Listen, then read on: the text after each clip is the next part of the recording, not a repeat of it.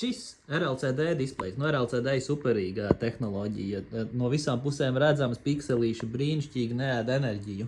Un šitas devais no AliExpress bez baterijas tāds nāca, tur ir viss jau iekšā sagatavots. ESP32 procīts, ko es šeit pāršu uz mikropitonu un programmēju, lai viņš turētu bateriju, izskatās, ka turēs nedēļu, tad būtībā procesors visu laiku guļ, reiz minūtē pamožās, jo iekšā ir real-time clocks arī, update to displeju atkal iet gulēt, un es šeit testēju, cik ilgi tā baterija turēs, cik ilgi var izturēt. Būtu super, ja varētu lādēt reizi 2 nedēļās, piemēram.